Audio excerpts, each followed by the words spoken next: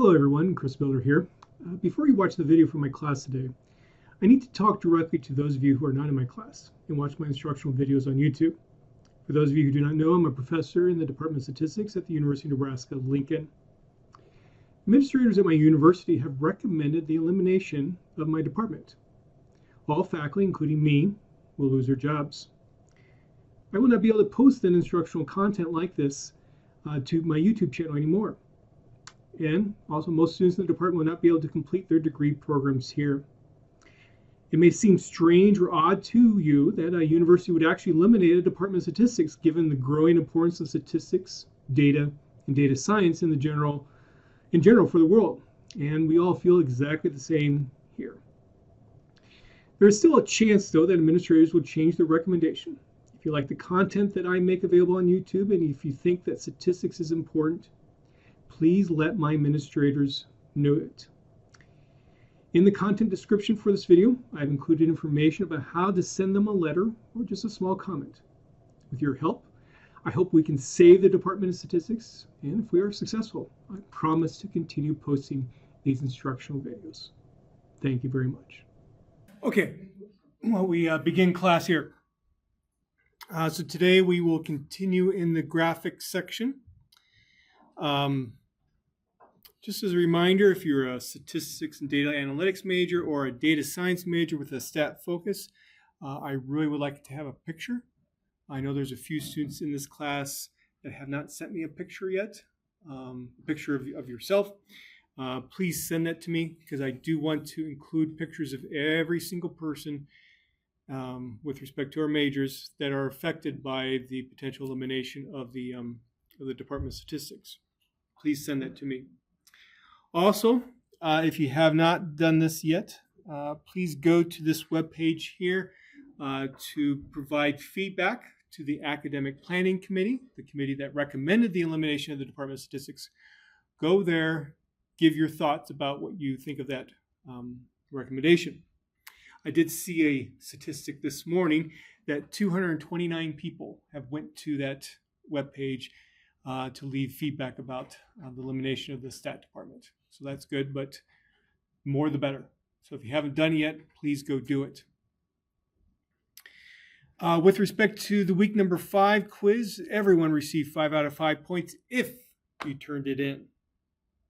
Also, I contacted a number of you last night about forming groups. I think I put this in my email that, a great time to introduce yourself to your group members. If I had to put you in a group, a great time to introduce yourself to group members is right after class. So I recommend doing that if possible. Are there any questions before we get started? Okay. So we're talking about ways to plot data. And we ideally like to get as many variables on one plot as possible so that that plot gives us as much information as possible to understand the problem that we're interested in. And so we looked at a scatter plot last time and how you can get additional variables represented on the scatter plot. Today we're going to begin with what's called a bubble plot. And we briefly talked about that last time. Basically, it's a scatter plot between two variables where the plotting point, its size, is proportional to a third variable. So the name then bubble comes about that basically you're plotting, let's say, like what's called an open circle, meaning simply something like this on the plot. And the size of that circle, meaning how big it is or how small it is, corresponds to the size of that third variable. So let's take a look at how we can do this in R. To do bubble plots in R, you can use the symbols function. Reason being is because that symbol, that plotting character that you're using, plays an important role. So that's why it's called symbols. The syntax for the symbols function is very similar to plot, where for the x-axis we specify, well, what our x-axis variable is. Let's say it's going to be sugar. Y-axis, we're going to plot fat. And then to get that third variable on the plot, we use an argument called circles because we're plotting essentially a circle. And that's where we put then whatever third variable we want, let's say it's sodium. X-axis, Y-axis labels, title to the plot. And it's similar to what we've done before with the plot function. We have a panel.first argument. And all that does is says, okay, when that plot is first constructed, what's going to go on it? What's going to go inside of it? And I want some grid lines. Hold on a second.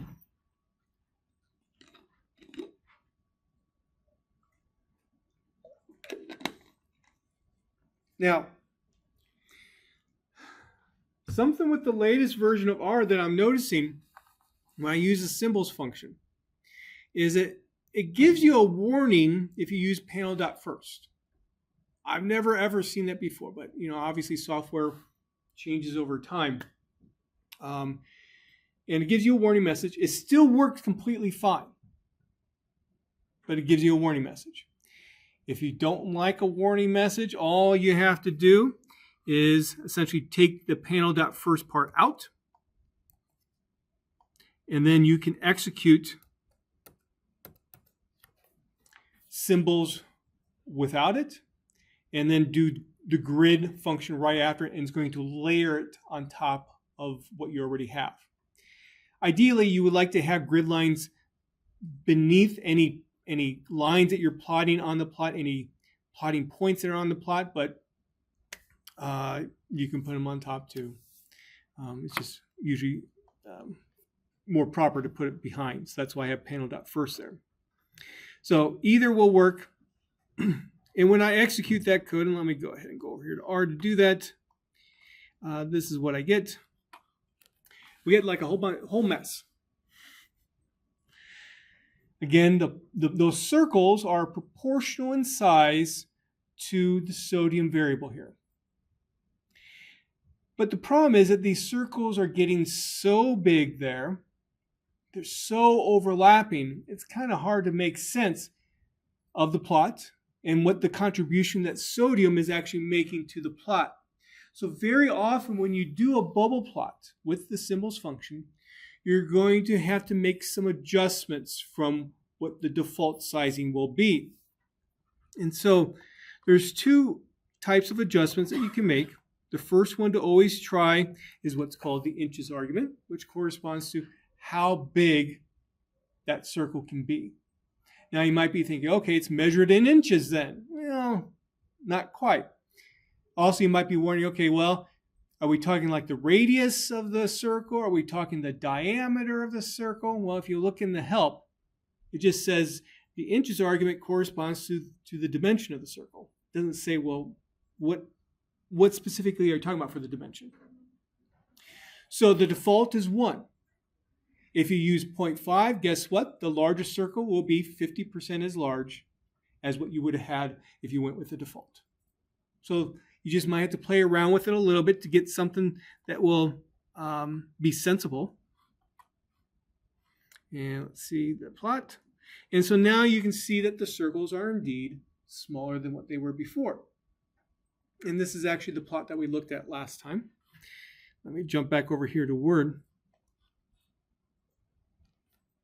So one thing that I had highlighted was then we have these two very, very small circles. So what that says then is that the sodium is very, very, very small. In fact, if you look back in the data set, the sodium is 0. Now, some software packages, when you do a bubble plot like this, would not even include a plotting point for these cases, which obviously is not good. Because you might be thinking of a smaller, let's say, sample size than what you really have. And it does contribute important information that, indeed, the sodium value is 0. So when you have a value of 0, you'll still get a little dot there. But what we can see from this plot, and some of the reasons why we're looking at plots like this, or any plots, is that these are probably outliers. Compared to everything else, they're different. Notice how they have small sugar, very small sugar, relatively small fat, and the sodium is very, very small. So they're quite different from the rest. So take note that we're going to be looking at some other plots. Take note of these two observations and how they are also displayed on those plots, because they will stick out there too. Now, overall, though, it's hard to see, I think, generally speaking, other trends there. And we had talked about how, the fat values for these three cereals up there are kind of different from the rest, but we got that from the scatter plot as well. Adding sodium is not really contributing much. Now, let me jump ahead here and introduce you to some example plots that I actually drew to show you what the potential benefits could be of including a third variable as a bubble on one of these plots. So let's say that we have three variables, x, y, and z. X and y are shown the normal way. Z is the size of the plotting point that we see there. And so in this particular case, we can definitely see that we have a linear trend between x and y. But notice the trend that we also have with the variable z. So as x increases, y increases, and z increases as well. So that's how you can see the trend that's generated by a bubble plot. Maybe we have a plot like this. Now notice that x and y, they don't have any trend at all. But look at relative to z. As you get as you get closer to the middle for x and y, the z values increase. And so this is another kind of trend. And so these are the kinds of trends that you should be looking for on these kinds of plots. I showed you examples of how to find outliers as well earlier. Okay, let's see if we can make these plots a little bit better too. Let's see here. Okay. So very often, when you get to a plot like this, and you see the stuff I circled in red, you will want to be able to actually identify which observations those are. So when you do this project, there will be times where you will want to identify a particular observation that looks kind of weird in one of these plots. And there's a number of different ways to do that. In R, there is a function called identify that allows you to interact with your plot to identify particular observations. And so the way it works is very simple. Identify relative to my x-axis sugar, relative to my y-axis fat. I'm going to highlight that code and look what happens. Notice that when my mouse goes over to the plotting window, it becomes a plus sign. We saw that happen before when we were trying to drop a legend into a plot. That plus sign simply means you want to add something to the plot. R is waiting for you to click on something. And so if I move down here to where I saw those very, very small points, I want to identify them. I simply left click, and there you go. It was observation 30. Observation 26. And I could keep on going. To stop or tell R that you're done, you need to right click and then stop. Please make note of that. I've had many students get stuck and they're like, I can't do anything. I can't get out of this. Right click, stop. Now, by default, it will use observation numbers. If you look in the help for identify, there's other ways that you can label certain observations as well, but usually observation number is enough. And so now taking these observation numbers, what you can do is go back to the original data set, which is serial. I think I actually already did that. Yes, I did. I was thinking ahead. Go back to the original data set serial. For the row numbers, combine together or concatenate together those observation numbers. So that's what I'm doing for the rows. For the columns, I'm only going to pick out particular columns, like the serial name and also the sugar, fat, and sodium value. And there you go. So those two observations that I first identified that had very, very small sodiums, here they are. Shelf 3, they happen to be shredded wheats. Shredded wheats have very, very little sugar. I'm sorry, have no sodium and actually very little sugar as well. And so then, let's say if you're doing a data analysis and you want to say, hey, you want to point out something, then you actually say that. These are outliers because what we just saw there. And this is a great way to figure out which observations you're talking about. Any questions?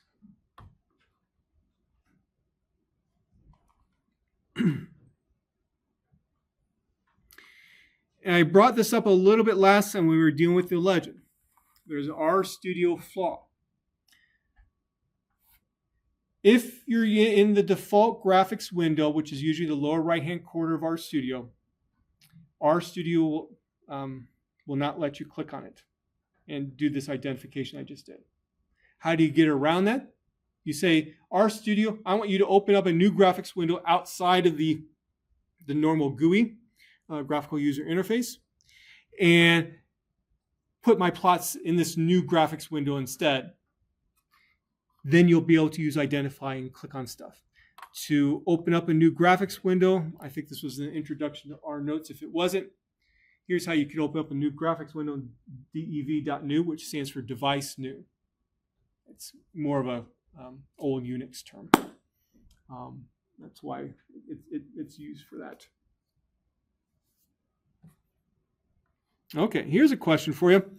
What would happen if there were both positive and negative values for whatever you're putting in the circles argument? So I told you the size of the plotting point corresponds to the size of that third variable. It makes sense for sodium. Sodium can't go below 0, but you're going to encounter variables that could go below 0. What do you think is going to happen?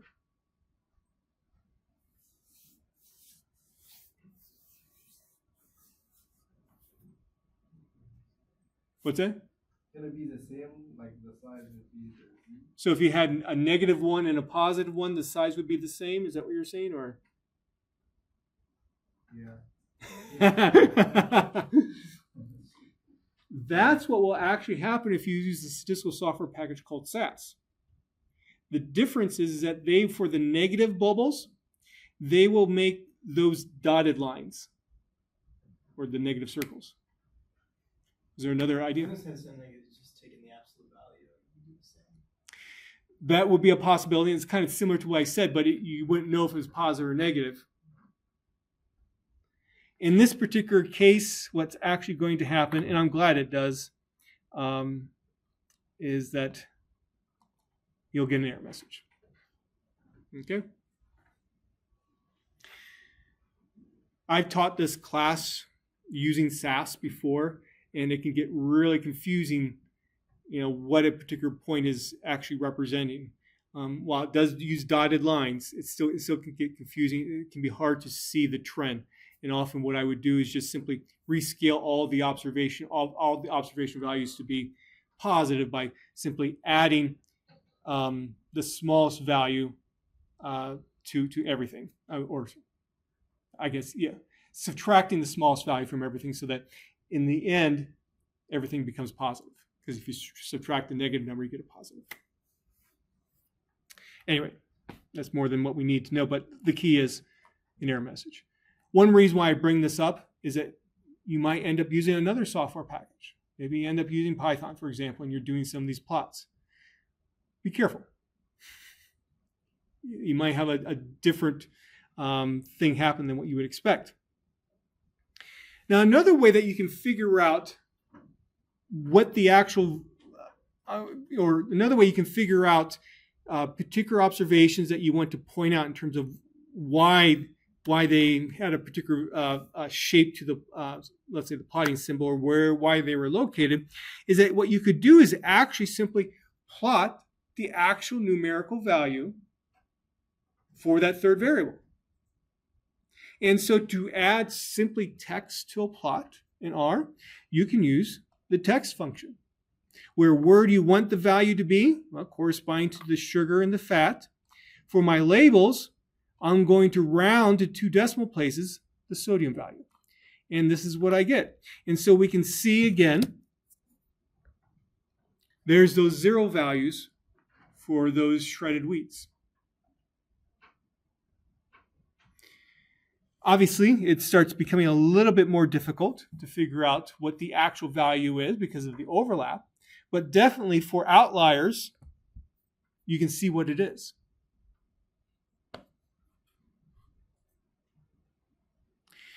A few other things with respect to these bubble plots that often will occur. Sometimes you'll get bubble plots where it's hard to make sense of the size of the bubbles. Maybe, for example, one place where I've encountered this is, let's say you have one observation that has a very, very large value compared to all the others. And maybe you did some kind of scatter plot, and you'll get something like this. Well, that's nice to know for that one particular observation that's quite different from the rest, but you still might want to know more about all these here too. And so because of that, then, often it can be helpful to rescale these values for this third variable by taking a transformation of that third variable. So common ones that I will actually end up using, for example, is using a square root. So if I come back over here to 10, oops. There we go. So for my circles argument, I can say square root, SQRT, of sodium. And what that's going to do is basically, let me ask you this. So if I take the square root of a set of numbers, what's going to happen to the variability of those numbers? Is it going to be higher or is it going to be lower? You can think of it in your head. You have, let's say, the numbers 1 through 10. Let's say that's your data. If I take a square root transformation and look at, let's say, the standard deviation of those 10 transformed numbers, is the standard deviation of the square root going to be smaller than if I wouldn't have took the square root to begin with?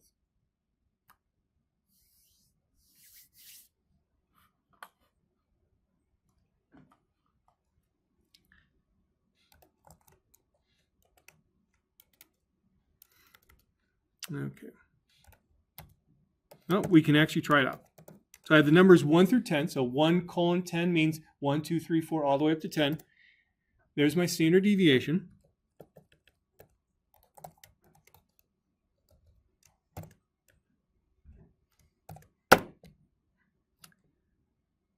Hold on.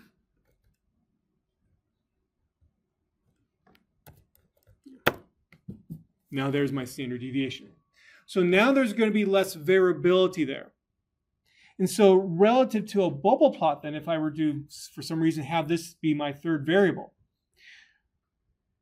the difference in the size of the bubbles from the smallest to the largest, which would be square root of 1 to square root of 10, that variability in the size will be smaller than if I would have used then just simply 1 all the way up to 10 as that third variable.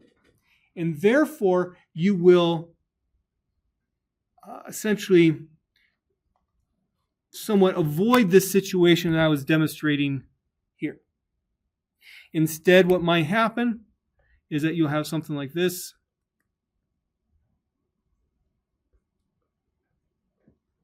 This one will, which corresponds to that, will still be the largest, but their relative sizes will be more similar to one another, and that can help you see trends that occur on a plot.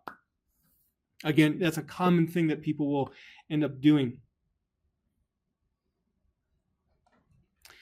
Well, so the bubble plot allows us to do 3 variables, but let's say I want to include a 4th variable, such as the shelf type to the plot.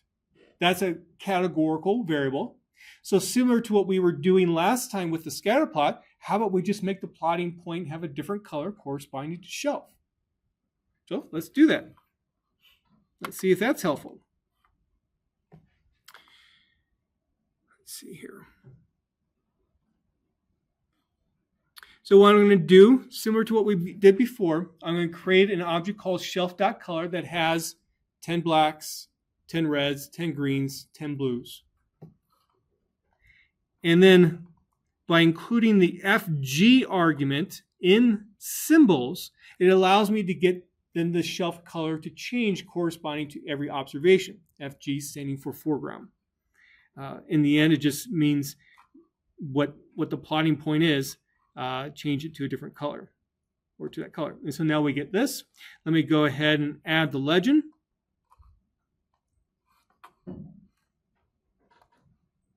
And there we go. So then we can see what we were seeing before in terms of some of these trends, that shelf 1 cereals tend to have a higher sugar content than the other ones. And so this does add a little bit to our plot here.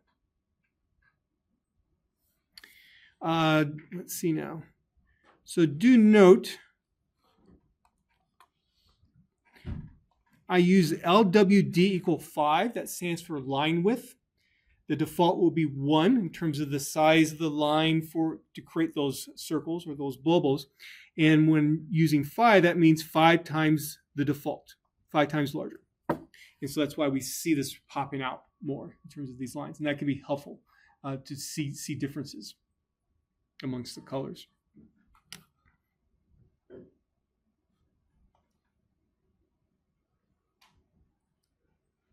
Okay, I'm gonna skip this example of where I've actually used bubble plots in the past. You're welcome to read it. This is actually one example where you do have one very large bubble compared to the rest. Another thing, it's actually kind of old now, but another thing I recommend that you do is after class, take a look at this little video. I think this is perhaps the most popular use of a bubble plot ever. This is maybe 10 or 15 years ago. And this individual was plotting, he was doing a number of bubble plots actually, but this particular one was life expectancy for a particular country versus the income for a particular person, Y versus X, where the bubble plot then corresponded to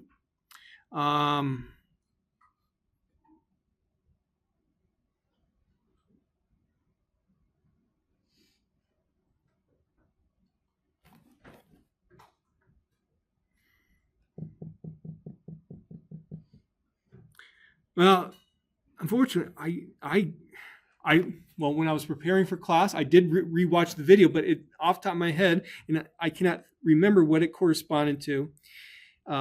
It was important. I think it was population of the country.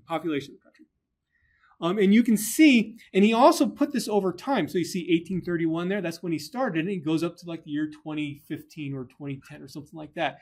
And you can see how the world changes over time relative to these 3 variables. Very interesting plot. Take a look at it on your own. Okay. So, again, let's say I have 3 variables and I want to plot them all at the same time. Probably your go-to plot would be a 3D scatter plot. And so let's just briefly talk about how to do that. We can use the plot 3D function in the RGL package that we had used before for that purpose. And so let's do this plot relative to the sugar, fat, and sodium variables.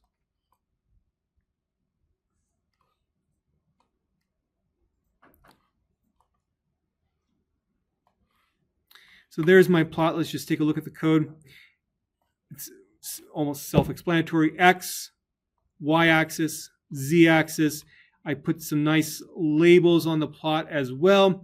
I colored the plotting points red just because I wanted to, and the size of the plotting point 6 times the default. Let's also put some grid lines on the plot so we can see things better.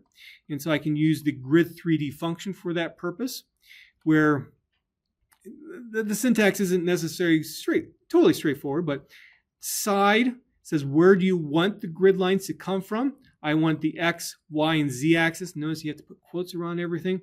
What's the color of the grid lines? Let's say light gray. And let's take a look at the plot.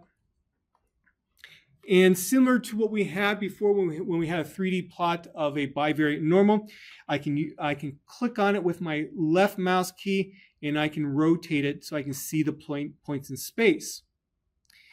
Notice these 3 points right here. Notice how they actually have high fat values. That's why they're located on, if you see where my mouse is, this side of the plot. Note that this 0 here is actually corresponding to sodium. It doesn't mean fat is 0. So that's how those points are sticking out from the rest. Let's see here. Take a look at these 2 points where my mouse is. Those are those low sodium points that we saw before. Notice how they stick out from the rest. They're outliers. Now you can actually add something to the plot that can make it a little bit more easier to see. You can add what's called a needle.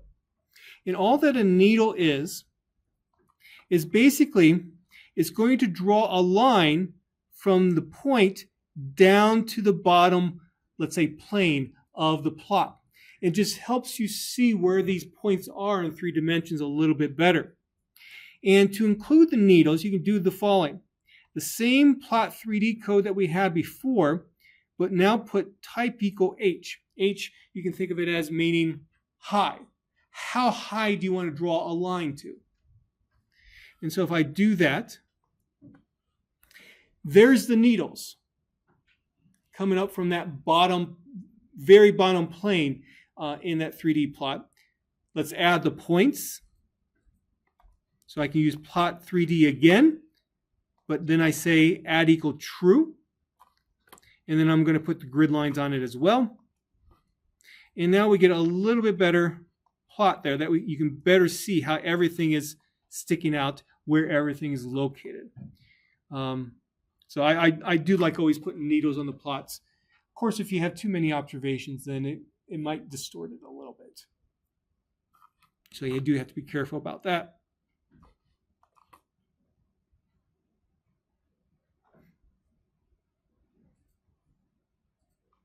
So then how could you construct these types of plots when each plotting point corresponds to shelf? Well, guess what? You can add a color for the corresponding point that's actually being drawn. You can see an example of how to do that in my corresponding program. Please make sure you do look at that. Okay, now let's go to even a higher dimension. I expect these plots that I'm going to show you here, you have not seen before.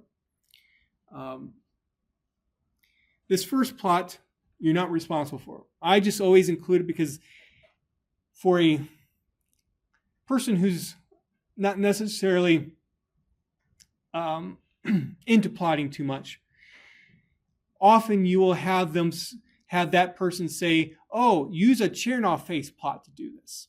And so I just want to tell you what a Chernoff face plot is, briefly point out the problem with it, and then show you a very similar plot that's better. So a Chernoff face plot, first of all, Chernoff is a professor, a retired professor now at Harvard Department of Statistics. This is what one of these plots look like relative to the serial data. So we see 40 odd-looking faces there. And each face corresponds to a particular experimental unit, or for us, an observation.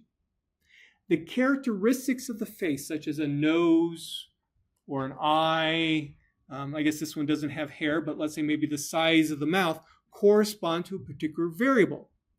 So, you can imagine, let's say, if you have high sugar content, you have really big eyes. If you have low sugar content, maybe you have very small eyes. That's how this works. That's what these plots are. The problem, though, is it's hard to, just from looking at that, it's hard to figure out, well, which face characteristic corresponds to which variable. So that's why I don't do those plots. Instead, I do a very similar plot called a star plot. Anybody heard of a star or a sun ray plot before by chance? Okay. Again, you will have something that represents every single observation, a separate well, we saw faces, but a separate star or a sun, it's called as well.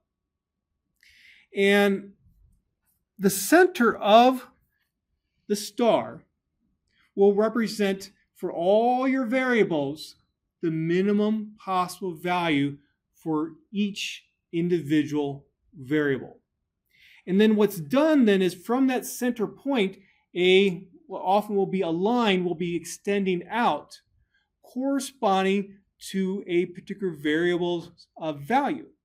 So if you have a high sugar content cereal, you will have a long line that's extending out from the center. If you have a low sugar content cereal, you'll have just a small line extending out from the center. And so you can imagine you could represent lots and lots and lots of variables with one of these kinds of plots by simply drawing out more lines corresponding to each individual variable. That's how this works. So the line that's coming out from the center point is sometimes also referred to as a ray. That's why it's a sun ray plot, some people refer to it as. And these plots then can be very, very helpful to detect outliers because you're going to have a separate star or sun for every single observation. If you have a star that looks different from the rest, it's an outlier. Later in the semester, when we do something called cluster analysis, we'll use these plots again to help validate what we're doing, to show that indeed this makes sense. Okay, so here's essentially the default implementation of a star plot. I don't usually use the default implementation, but this is a good place to start. So with the stars function, there's an argument simply called x. That's where you put your data. So just the numerical values that you're plotting. Then you can specify how many rows, how many columns of these stars do you want. Let's do four rows, 10 columns. Why? Because we have 4 shelves for the serial data, 10 serials per shelf. And so this is going to represent shelf 1, 2, 3, 4. This is the default. I'll explain that later. Key.loc, that says the legend. Where do you want the legend? And I want it at a place in my plot that I'm going to say corresponds to the x-axis at 3, y-axis at 12. And just from that alone, that will make no sense at all. I'll show you how you can make sense of it later on. So then this is the plot that's produced. So again, the center of the plot, or we'll look at the legend there first. The center of the plot corresponds to, again, what will be the smallest value for sugar, the smallest value of fat, the smallest value of sodium. We have lines extending out corresponding to the actual value. The larger the value, the larger the line. And we can see where the sugar line is, the fat line is, and the sodium line is. So just like this. Then R, it doesn't have to do this, but it does it. But it's not really too meaningful. Notice how we have these connections. That's not really meaningful at all to understanding this plot. You could do the plot without the blue part there. And only the red part would be given. Okay? So this is what we get then. Excuse me.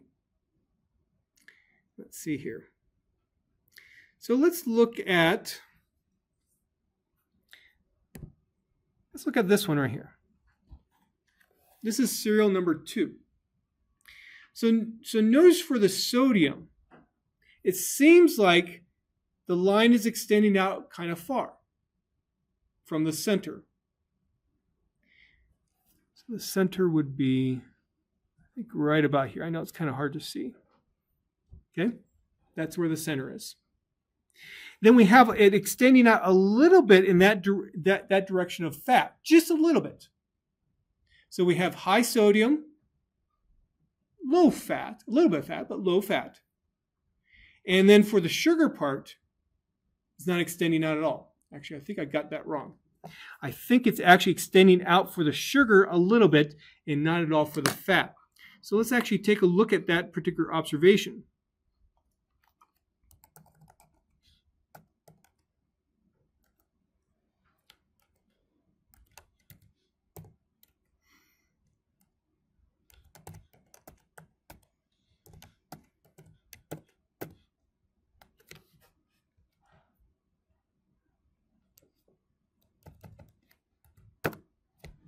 Okay, so it's post-Toasties cornflakes. Yeah. Look at that sodium content, 9.6. Is that large? Well, let's take a look. I'm going to do summary, cereal, 8:10. The maximum sodium was 10.7. So yeah, this is a high sodium cereal. Notice it has no fat at all, so we actually did not have a line extending out from that middle for fat because it was 0. You can't get any lower than that. And then for the sugar content, 0.07. Look at that sugar content relative to the other sugar contents here. So the first quartile is 0.185. So that means 25% or less than 0.185. So that's why the sugar line didn't go out very far. Okay. So that helps explain then what's going on with this particular plot. So we can see, for example, for cereal number 8, you seem to have a lot of fat, a lot of sugar, a lot of sodium. Let's see now. Look at number 26 here. Do you remember where 26 was on those bubble plots or the scatter plot? Let's go back. Sorry. Right there. Remember, that was one of those outliers. Let's find 30 as well.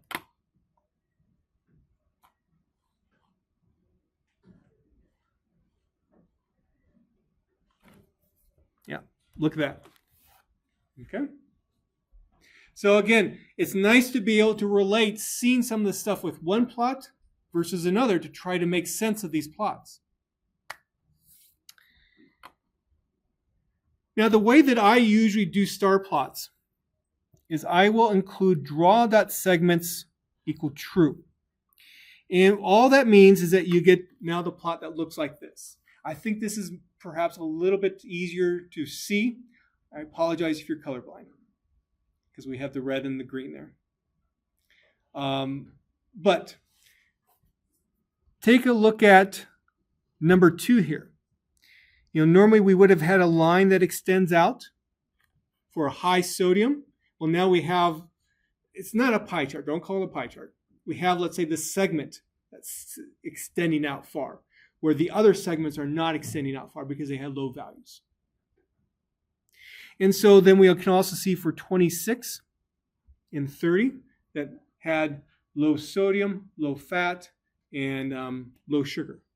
We can see how they stick out. They're different from the other ones. These are outliers. Well, one thing that we'll eventually do for this thing called cluster analysis is that we will try to find, let's say particular stars here. We can still call it a star that seem to look similar to one another and maybe group those observations together. That's the purpose of cluster analysis. This can help validate what we're doing with cluster analysis.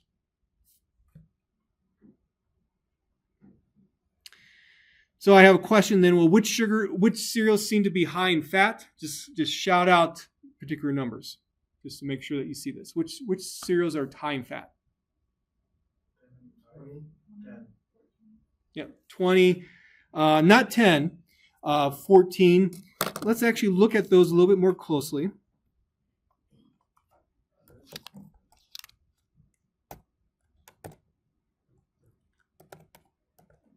So again, notice how I'm pulling out particular observations from my data frame.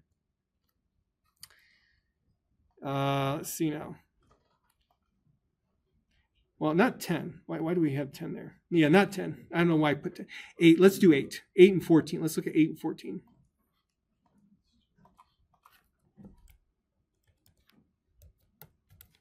I don't know why I did those numbers. There we go. It's actually Captain Crunch's Peanut Butter Crunch. First of all, notice how we actually got the same observation or same cereal in 2 rows or 2 shelves of the data set. That's something interesting. But peanut butter, of course, we know that peanut butter typically is high fat. It's a good fat, but it's high in fat. And in fact, we're seeing that the fact that it's high from our data. Okay?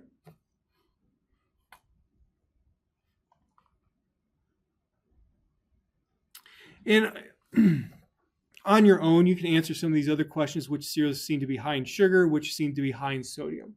Again, all you're doing is looking at this particular plot here, looking for the bigger segments relative to the other ones.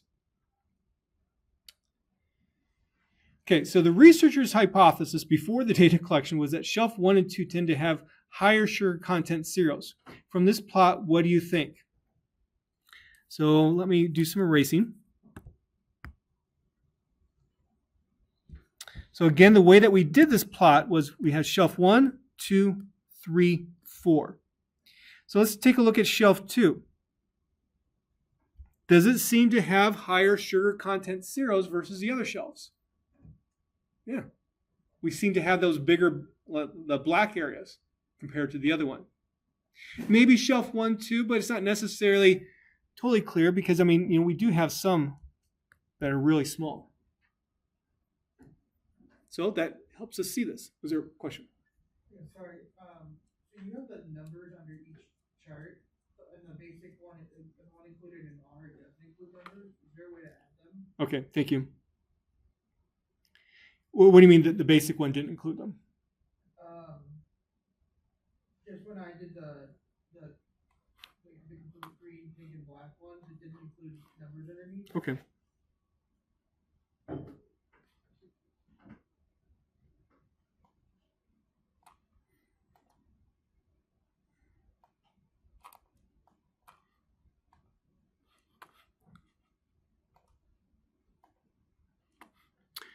That's a good question. Let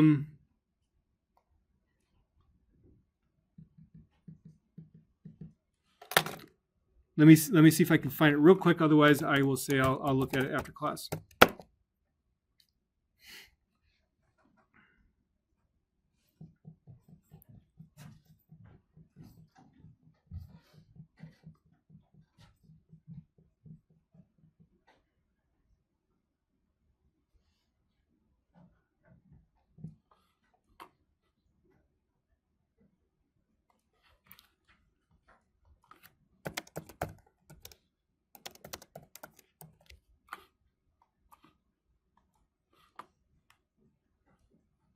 There we go.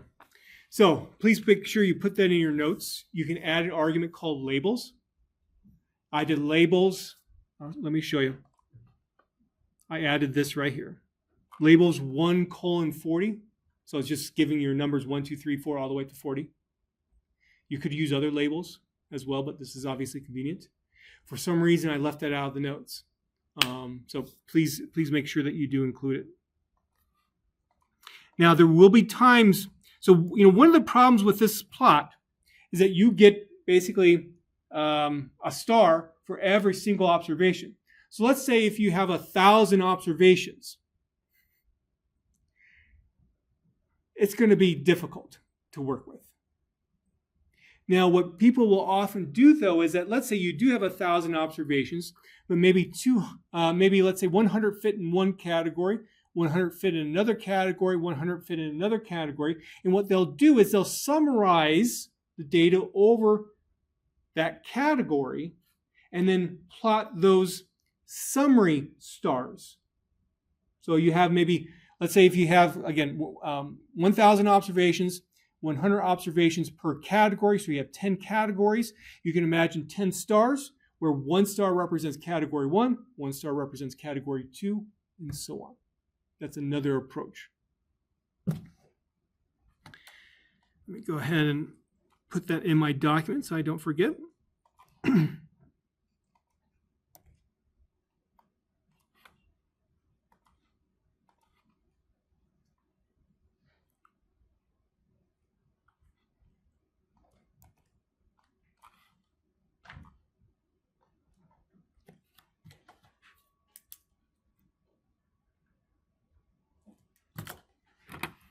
Okay.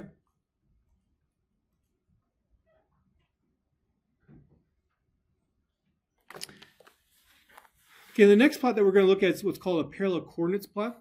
Before we, let's see, do I want to do that now or not? Yeah, let's go ahead and do it. Because I do want to go back and talk about the project a little bit more. So, this is my favorite plot. I'm a statistician, so I can have a favorite plot. And this is my favorite plot.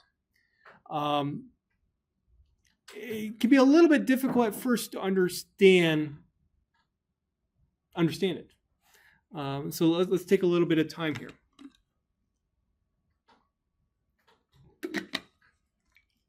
And sometimes it's just easiest to show you an example. So this is a parallel coordinates plot for the serial data. Anybody seen a parallel coordinates plot before, by chance? Okay. And so if you notice what we normally think of as the x-axis, we have 4 variables. The sugar, fat, and sodium. And I also included a variable that's in the data set called ID, which just tells me, is this observation 1, 2, 3, all the way up to 40. That's all. That's all that ID does.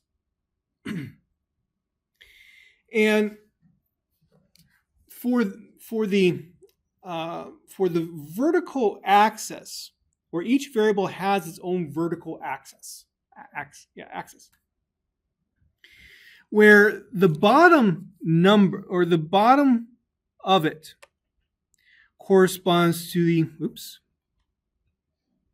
accidentally hit my keyboard there, corresponds to the smallest value for that variable. The very top corresponds to the largest value for that variable. Where you see these lines that are zigzagging through that, where the line, or each line,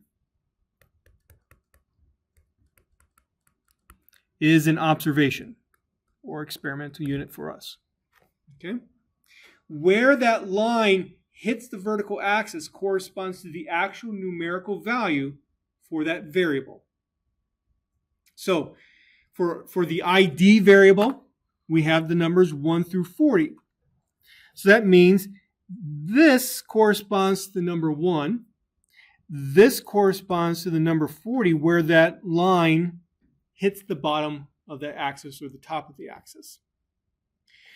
Now, to arrange the other lines that you see hitting that vertical axis, everything essentially is proportional to where it would be, or I should say it's relative to the other numbers. So if observation 20, observation 21 will be hitting that vertical axis like right in the middle. The actual numerical calculation, though, is this. Suppose for every variable, you find its maximum, you find its minimum, subtract it. Put that in a denominator of a fraction. Then, again, you find the minimum value for that variable. And then for a particular observation, you find its corresponding value. So, for example, if I have, let's say, for the ID variable, the 20th observation, I know the minimum is 1. Then the maximum is going to be 40. The minimum is 1. Look what we get, about 0.5. You do that for all the variable values for each variable. And then you essentially plot relative to that. Where that line, those zigzagging lines, where it hits the vertical axis, that corresponds to this rescaled variable value. Okay. You do exactly the same thing for sugar, fat, and sodium as well. So right here, where this line hits my vertical axis for sugar, that means that particular observation has the smallest sugar value. And what you can do is follow this line up, and you can see that was probably about observation 25, maybe. You can follow the line over here, and you can see that particular observation has a relatively small fat value. And you can follow the line here, and you can see it has a very small sodium value. And we know that's either observation 26 or 30. So let me just do that. It was observation 26. And so the nice thing about these plots then is that you can see an observation throughout the data set where it falls. So for example, if you have an observation that tends to always be down low, as what we saw here, well, that's kind of unusual. And so you can pick out outliers that way. But you can also see nice relationships. Like for example, while this doesn't happen here, maybe all the low sugar values happen to correspond to all the high fat values. How would you see that? Well, you would see lines, all the lines going up like that. And so that allows you to understand trends that could be occurring in your data across all variables.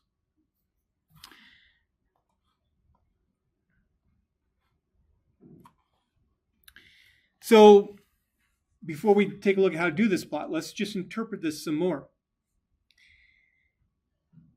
Remember how shelf 2 tends to have high sugar values we've seen? Look what we see here. There's those high sugar values. And then you can ask yourself, does that trend continue across the plot for those particular observations for shelf 2? It doesn't really look like it. You know, we see kind of a mix of where the red lines are here, where the red lines are here. So that trend doesn't continue.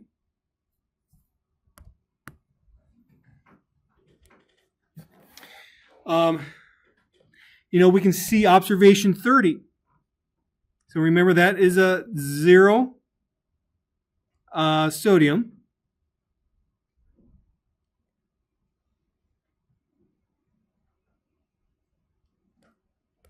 There's observation 30.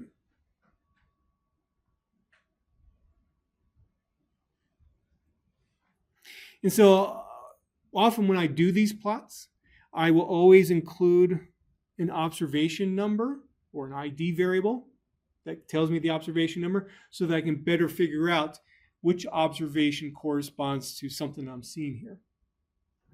Okay, so let's talk about how to do this plot then. The function itself to do the plot is in a package called mass. This actually was one of the first popular functions ever. Popular packages ever. This package actually's origin goes way back before even R existed. It was used with the S+ language, which is, I think I mentioned before, is very similar to what R is. MASS stands for Modern Applied Statistical Software. I was thinking it might be sciences, but I think it's software. That's the name of what was a very popular book. One of the first really popular books on S+, and then eventually R. And so with that book, they had their own package where they had a number of nice little functions with it. And so I'm going to use a function from that package to do this plot. So again, while I've already done this before, I'm going to create all the shelf colors in the correct order. And then the actual function to do a parallel coordinates plot is parcoord, where the x argument corresponds to your data. So I want to plot the serial data set. The first column is the ID variable. The last three columns, 8 through 10, are the sugar, fat, sodium. The color of each line is going to correspond to shelf.color. And then I can also put a plot title on the plot. So let me go ahead and do that. And there's my plot. Let's put a legend on it because we need to know what the colors represent. So again, I can use my legend function to do it in a similar manner to what we've done before. I'm going to use that locator 1 option because it's going to help me put it on the plot more easily than if I were to try to specify X or Y coordinates. Inside my legend itself, well, we have shelves 1 through 4. Line type, well, these are just solid lines. So I'm going to use line type 1, which corresponds to solid. You can look at the introduction to R notes to know that. The color of the lines, the 3 colors that I had. I don't know why I have green 3 there and green there. I should have used exactly the same one. BTY for box type. Do I want to put a box around the legend? I don't like boxes. And then also I'm going to control the size of the legend. It's going to be 75% the default. So let me go ahead and do that. And I can now drop in the legend wherever I want it. And there we go. Now, the reason why I like to use the legend with the locator 1 here is because just from looking at the plot like this, it is hard to determine where, with respect to an XY coordinate system, where to put that legend. Because, you don't have numerical values for your x-axis. You don't have numerical values for the y-axis. There is actually an underlying XY coordinate system that is there. You can investigate inside the function itself if you want to figure it out. Just use legend with locator 1. It's much easier. Now, sometimes you will want to actually, let's say, highlight a particular observation on a plot.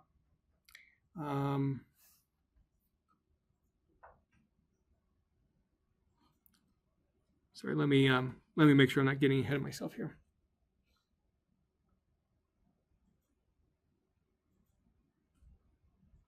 Okay, well, we can do that. Run that.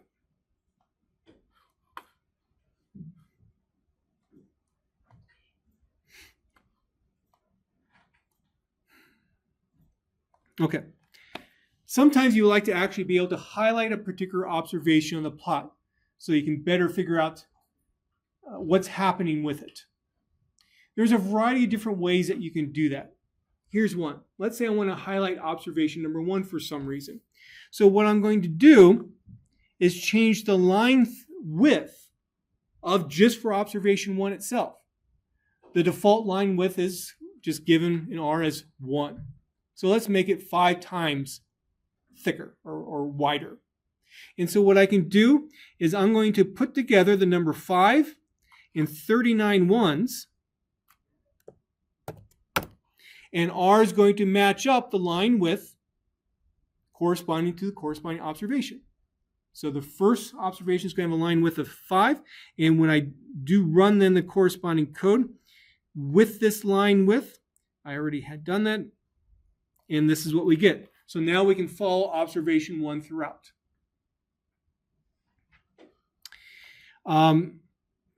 Now, one problem that can occur with these plots is if you have a lot of observations, you're going to have a lot of lines, and they're going to be overlapping one another.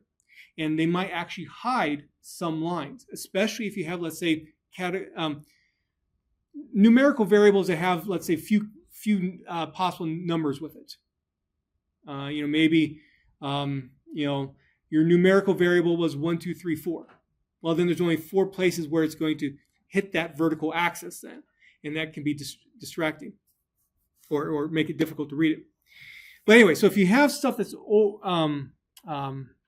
overlaying each other, what you can do is change the ordering of your data in your data set. Basically, jumble it up. And so what I have here is one way to do that.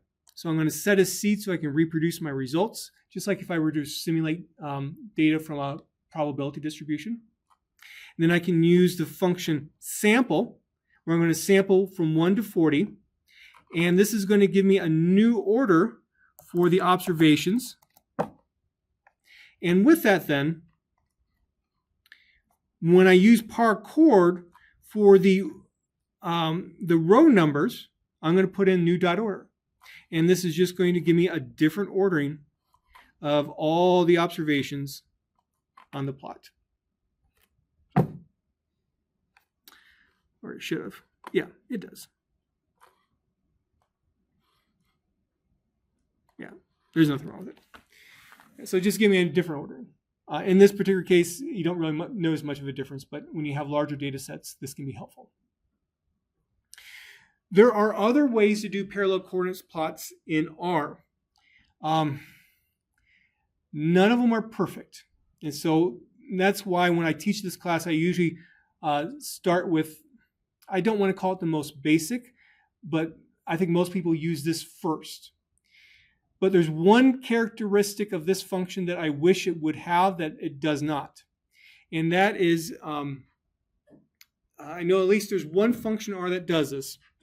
It allows you to do what's called brushing. So imagine, let's say you have a lot of lines there. And maybe you want to take a look at, let's say, just the first 10 observations. And you have an ID variable there. So what you could do is, let's say, highlight with your mouse. I can't really do it here. Highlight with your mouse this area of the plot. So you're actually interacting with your plot. And when you do that, you're doing what's called brushing. And all those corresponding lines for the area that you brush, those lines will be highlighted then throughout the rest of the plot. So it allows you to follow, similar to what I did for observation number 1. It allows you to follow that observation then throughout the plot by simply interacting with the plot by touching the lines with the mouse. So one way to do that is with the iPlot package. Okay. I guess we also have a little bit of time to talk about this. So here's an example of where I've actually used a parallel coordinates plot in an actual paper that I had published. And I'm going to give you the least amount of background as possible to help you see the usefulness of this. So in statistical research, what we are often doing is wanting to compare different statistical methods, maybe new ones, to see how well they perform. And so what I was basically doing was estimating a regression model, and I was getting an estimated slope parameter, like a beta hat. And I was using 4 different methods to get this beta hat. And I was using what's called a Monte Carlo simulation, where I was simulating 1,000 different data sets, fitting a model every single time to each of the data sets, getting a beta hat back. And for each data set, I would use one of 4 different ways to estimate that beta hat. One way was called individual, one way called alike, random, different. And I wanted to compare them. Now, ideally in statistics, we want to have an estimator that has as small a variability as possible. The smaller variability, the more sure you are where that particular true value is going to be. And so there you can make judgments about it better. You know, think about what happens, let's say, if you, to relate to something else that you're familiar with, suppose you did a confidence interval for a population mean. You know, in that confidence interval for the population mean, you know, you probably use notation that looks like this.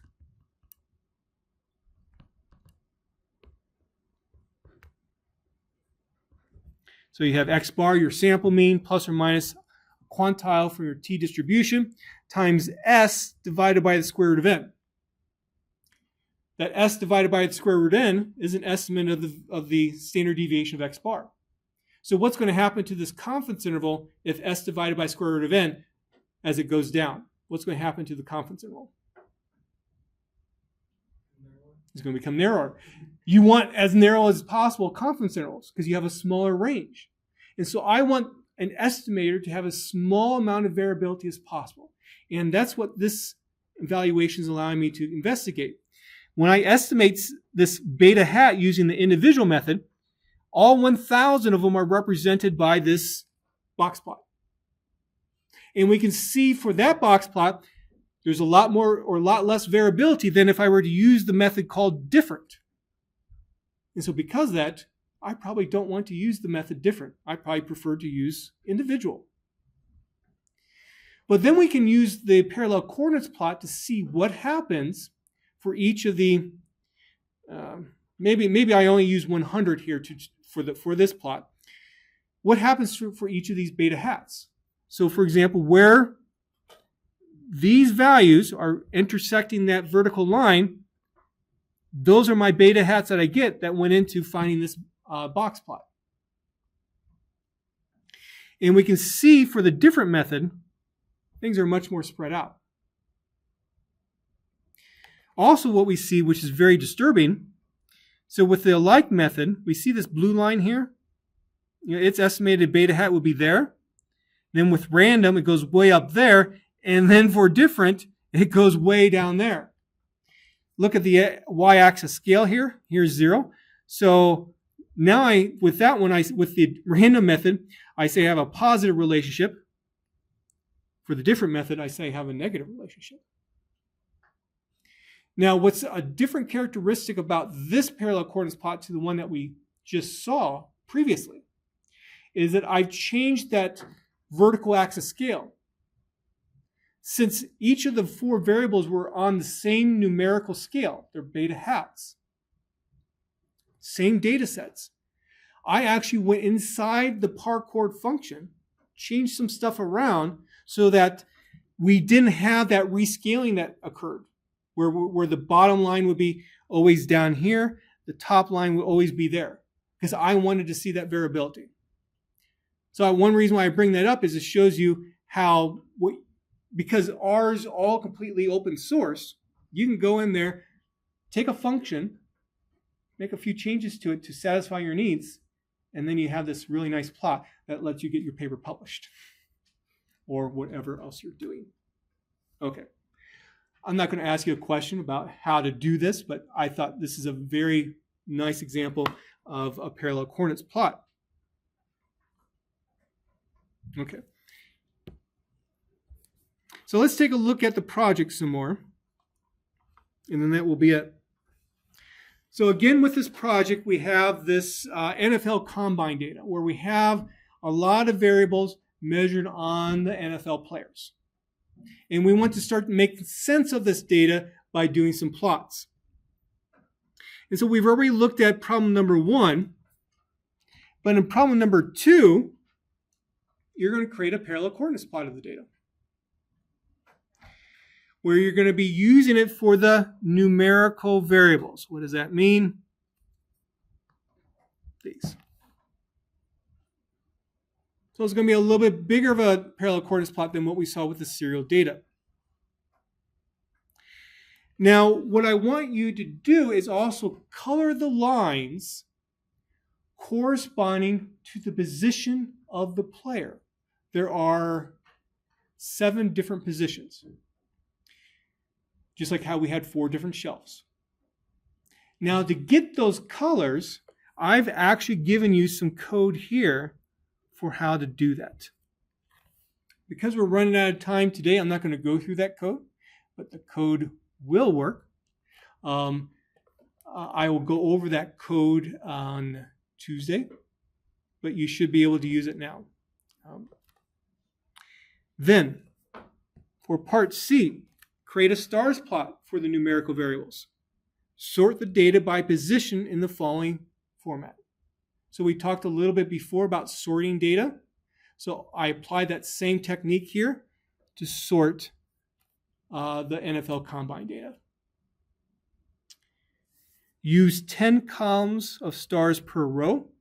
I want to see that because I want everyone's plot to look exactly the same. It's hard to grade if some people use 9, some people use 5, some people use 15. It makes it hard for me to grade.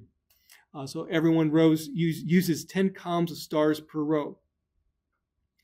Now with both of these problems, you got to go further than just simply doing the plot. You got to interpret it. Are there any trends in the plot corresponding to the position? Just like what we saw with the serial data. Were there any trends relative to the shelf? If there are trends, explain what characteristics of the plot lead you to that conclusion. So that's assessing to me that you know what to look for in the plot to actually understand it. So you actually need to say, what did you see in the plot that led you to that conclusion? Then, are there outliers? If there are outliers, actually identify them by observation number and player name. We've talked about ways to identify outliers here today.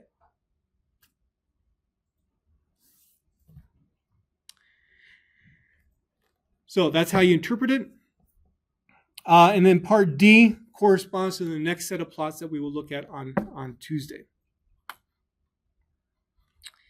Okay, let me come back over here to finish class. So what's next? I have my office hours after class. We'll have a little bit more graphics left to do. We will start principal component analysis next time. Hold on here. And then looking further ahead, project number 1 is due on Thursday, October 9th at 5 p.m. and test number 2 is Thursday, October 23rd. Are there any questions? Okay, that's all for today.